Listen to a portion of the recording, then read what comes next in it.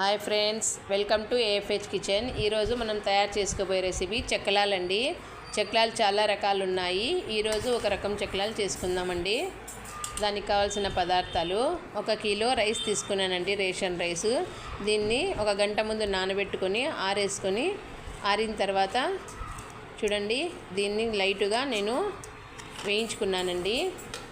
ఇప్పుడు టీ తాగుతామే మనం ఆ కప్పు నుంచి 2 కప్పులు పప్పులండి, ఇది కూడా వేయించుకున్నాను. 1.5 కప్పు ఉద్దిగుండ్లు, ఇవి కూడా వేయించుకున్నానండి. రుచికి సరిపడా వాము, ఉప్పు, కొద్దిగా సోడా పొడి, ఎలిగారం అండి. ఎలిగారంని కొద్దిగా మనము కచ్చా పచ్చగా దంచుకొని మనం ఇది మిషన్కి ఆడించుకుంటాం కదండి. అప్పుడు ఇవి రైసు, పప్పులు, ఉద్దిగుండ్లు, ఎలిగారము, ఉప్పు వేసి మిషన్కి ఆడించుకొని పొడి చేసుకుందామండి. చూడండి, ఎలిగారాన్ని ఊరికే ఇలా ప్రెస్ చేస్తేనే కొద్ది మెత్తగా అయిపోతుందండి. ఇప్పుడు చూడండి, వేయించుకున్న రైస్లోకి సోడా పొడి, కచ్చాపచ్చగా దంచుకున్న ఎలిగారము, పప్పులు, ఉద్దిగుండ్లు, ఉప్పు కూడా వేసి మనము మిషన్లో ఆడించుకుందామండి.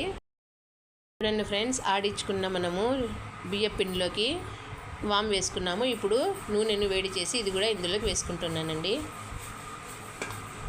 వేసి దీన్ని చెంచాతో మిక్స్ చేసుకుందాం. ఆయిల్ వేసిన తర్వాత ఇలా ఒట్టి పిండిలోనే బాగా మిక్స్ చేసుకోవాలండి. ఇప్పుడు ఇందులోకి కొద్దిగా వాటర్ వేసి చపాతీ పిండిలాగా కలుపుకుందాం. చూడండి ఫ్రెండ్స్, పిండిని ఈ విధంగా కలుపుకొని దీన్ని 1 అర్ధ గంట నాననిద్దామండి. చూడండి, ఇలా ఉండాలి పిండి. అప్పుడే మనకి చెక్కలం అనేది ఒత్తినప్పుడు విరిగిపోకుండా ఉంటుంది.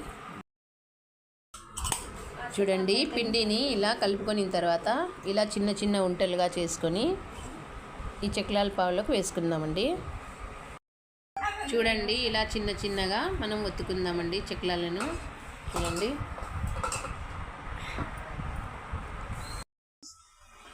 చూడండి, ఫ్రెండ్స్, ఆయిల్ బాగా వేడైందండి. ఆయిల్ బాగా వేడినప్పుడే వేయండి, సరిపోతుంది.